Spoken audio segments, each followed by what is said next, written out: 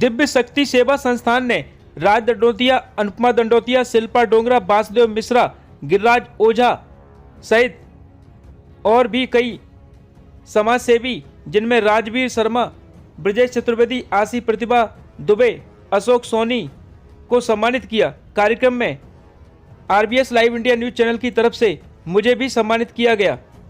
कार्यक्रम में संत कृपाल सिंह ने मुख्य अतिथि की भूमिका अदा की। उन्होंने सभी को शॉल एवं प्रशस्ति पत्र देकर सम्मानित किया। आप देख रहे हैं RBS लाइव इंडिया पर इस कार्यक्रम की मुख्य झलकियां। इस अवसर पर हमने कार्यक्रम के आयोजककर्ता एवं मुख्य अतिथियों सहित अन्य लोगों से बातचीत की। कार्यक्रम में बड़ी संख्या में आसपास के क्षेत्र के लोग उपस्थित हुए। दिव्य शक्ति सेवा संस्थान द्वारा स्टोन पार्क के पास 5 दिवसीय कथा का आयोजन किया गया था, जिसका आज समापन था। कार्यक्रम में हिंदू धर्म एवं ब्राह्मण के ऊपर किए जा रहे कुठाराघात को लेकर भी RBS लाइव इंडिया ने बातचीत की। आप सुनिए इस पर संत कृपाल सिंह एवं आयोजकों ने क्या कहा।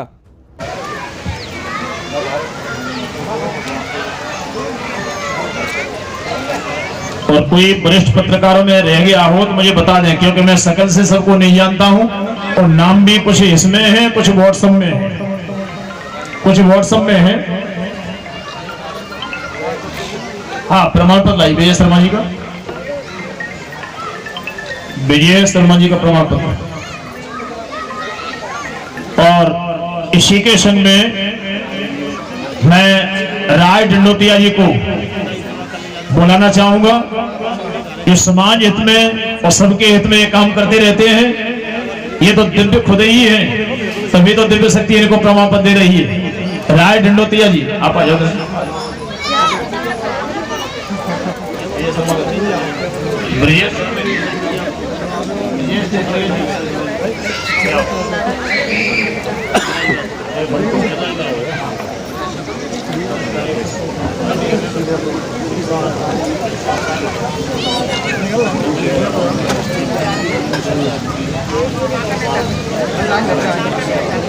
हाँ, बगल में हमारे योगेश जी हमारे बीच में हैं और ये LIC के काम में सामाजिक कार्यकारिणी के हिसाब से बहुत अच्छा काम कर रहे हैं। OP दीक्षित जी, मेरी आवाज सुन रहे हो तो मंच पर आ जाएं। OP दीक्षित जी आइए सर, आप भी आइए।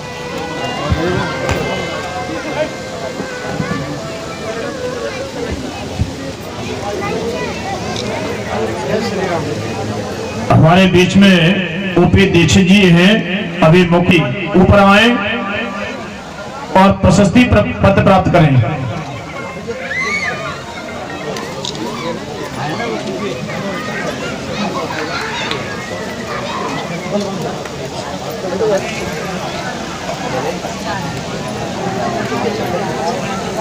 OP दीक्षित जी का भी प्रमाण पत्र साथ में।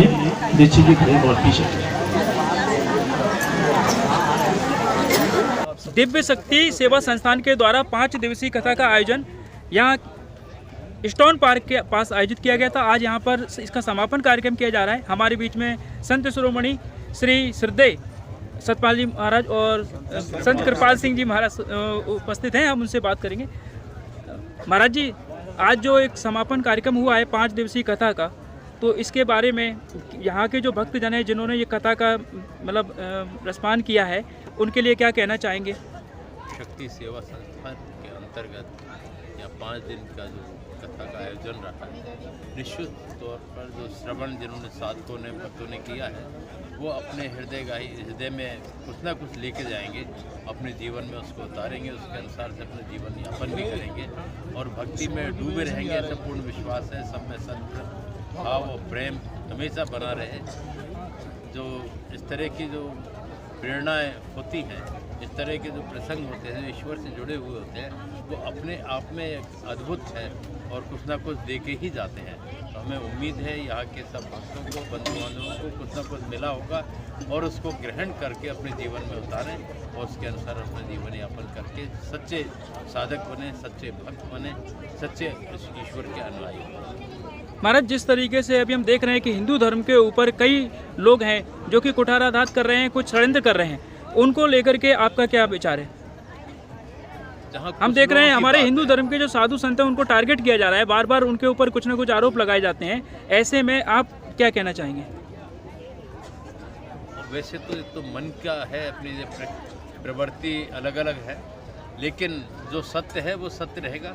झूठ का हमेशा अंत रहा है, असत्य के हमेशा सत्य विजय रहा है असत्य के ऊपर, और हमें पूर्ण उम्मीद है सत्य की विजय तो होना ही, उससे कोई फर्क नहीं पड़ेगा। और जो सच्चे महात्मा हैं, सच्चे महापुरुष हैं, उनको इन चीज़ों पे ध्यान नहीं देते हैं। वो तो समझते हैं कि अपने आप जो जिसको ठीक करना है वो ईश्वर तत्व सबसे बड़ा है, वो गुरु तत्व सबसे बड़ा है, वो उन लोगों की सबकी संभाल करेगा और सब उससे क्षणिक है, थोड़े समय में ये सब हट जाता है और वास्तविक सत्य सामने आएगा। जैसे जैसे चुनाव नज़दीक आते जा रहे हैं, ऐसा देखा जा रहा है कि राजनेता धर्म के मंच पर आकर के कहीं ना कहीं इस्तेमाल कर रहे हैं। वहीं कहीं कुछ धर्म गुरुओं का ऐसा कहना है कि बगैर धर्म के राजनीति नहीं चलती है। इस पर आपका क्या मत है?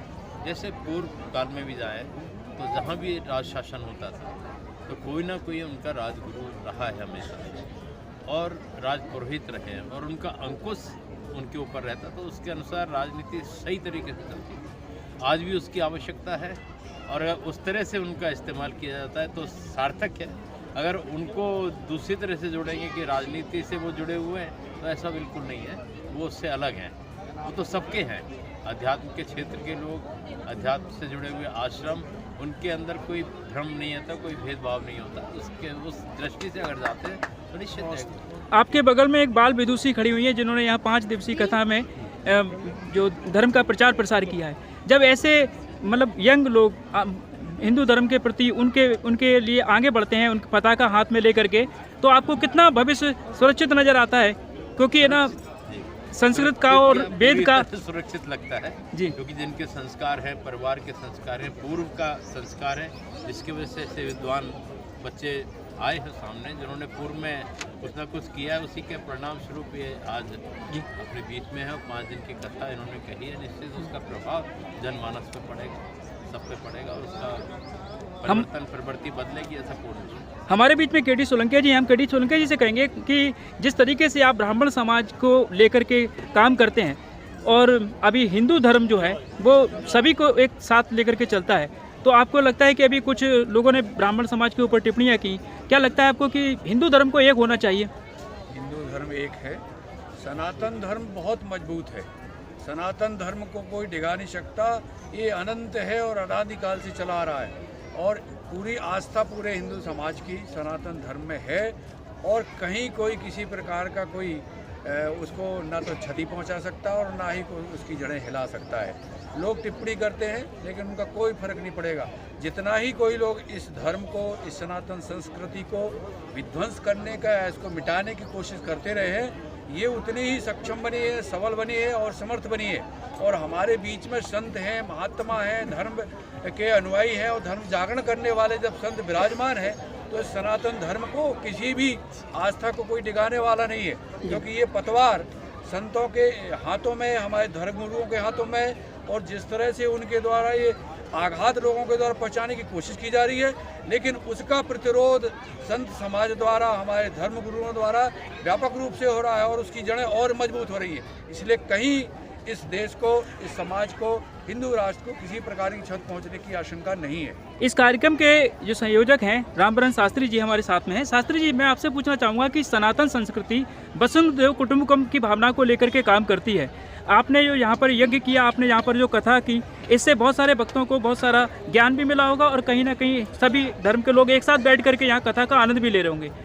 तो ये जो श्रृंखला आपने यहाँ से शुरू की है, आज सारे संत लोग के सनातन को बचाने की क्रांति की आज पहली पहल है और हम तो ये कहेंगे कि जब जब ये धर्म पर हानि होती जा रही है तब तब भगवान ने अवतार लिया है।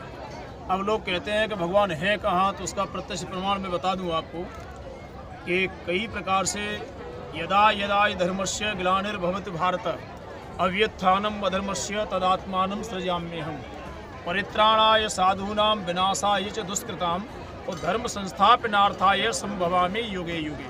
आपने बहुत अच्छी बात पूछी है, तो आपको एक मैं अपनी तरफ से बात बता रहा हूँ। पूछा आपने है, बता हम रहे हैं कि सनातन धर्म की ध्वजा अभी हमारे आदरणीय संतों ने, आदरणीय भाई साहब ने, सबने ये बताया। तो सनातन धर्म की हकीकत में ही ऐसी गहराई में जड़ है कि उस जड़ को कभी भी कोई डिगा नहीं सकता। जैसे कहते हैं ना कि नैनम छिंदंत कौन्तेय नैनम दहित पावका, जैसे आत्मा कभी मरती नहीं है, ऐसे ही हमारे जीवन में, हमारे पूर्वजों में, हमारे आगे आने वाली पीढ़ी में कभी भी सनातन मर नहीं सकता। सनातन को डिगाने वाले लोग जो ठेकेदार मानते हैं अपने आप को लोग, तो वो जरूर उत्पत्ति होते जाते हैं। उसका एक कारण और है कि आपने कभी ये देखा होगा कि गर्मी के समय और जब ये आंधी तूफान आता है तो नीचे से पूरी जाकर के कचरा वचड़ा उठ करके ऊपर पहुंच जाता है, और जब बरसात का समय आता है तो कीड़े मकोड़े बन करके नीचे फिर आ जाता है। यही दशा है, सनातन हमेशा से टिका हुआ है। एक निवेदन मैं जरूर करूंगा कि सनातन के पीछे लोग पार्टियां न खेलें। जैसे सनातन को बचाने की बात है तो वहाँ के लिए भी मैं यहाँ के माध्यम से, मंच के माध्यम से निवेदन सरकारों से ये करूँगा कि जैसे हर धर्म को आप गाली नहीं दे सकते, तो हमारे धर्म को बचाने के लिए भी कानून कोई ऐसा बनना चाहिए ठोस। और दूसरी बात ये है कि हमने एक प्रस्ताव डंडोतिया जी के माध्यम से रखा है कि हर घर में हनुमान जयंती के दिन कम से कम 5-5 दीपक सनातन को बचाने के लिए और सनातन के लिए हर घर में ये जलना चाहिए। जैसे मोदी जी ने पहले वो बजाया था, थाली बजवाई थी कोरोना के समय, ऐसे ही हम निवेदन ये करेंगे बैठ करके सनातन के माध्यम सनातनियों से कि अपने अपने घर में 21, 51, 5 कम से कम 5 दीपक तो और जाकर के हनुमान जयंती को अपने दरवाजे पर जलाएं, ये मेरी विशेष कामना है। चलते चलते हम संत कृपाल जी से एक प्रश्न और लेना चाहेंगे कि जैसा कि अभी रामबरन शास्त्री जी ने बताया कि अभी नवमी भी चल रही है, हनुमान जयंती पर दिए जलाने चाहिए। योगी आदित्यनाथ जी उत्तर प्रदेश के मुख्यमंत्री जी ने अभी निर्णय लिया है कि पूरे यूपी के अंदर जगह जगह पर रामायण होंगी, हर जिले के अंदर रामायण होंगी। उनके लिए उन्होंने बजट भी निकाला है। क्या आप मध्य प्रदेश सरकार से भी ऐसी अपेक्षा रखते हैं? हम तो रखते हैं कि उनको भी प्रेरणा लेना चाहिए और इस तरह की व्यवस्थाएं बनाना चाहिए। और निश्चित है, जैसे कि कहा है, करत करत अभ्यास के जड़ मत होत सुजान, रस्सी आवत जात सर पर पड़त निशान। अगर वो हमारे कानों में, हमारे नेत्रों में उस तरह का वातावरण निर्मित होता है देखने में, तो निश्चित उसका प्रभाव पड़ेगा और रामराज की जो कल्पना है शायद वो पूरी हो सके। तो ये थे संत कृपाल सिंह जी और इनके साथ में संत समागम यहाँ पर जिस तरीके से हुआ और बहुत सुंदर बातें इन्होंने हमें बताई। निवेदन करूंगा, हमारे विषय पवन जाट जी आए।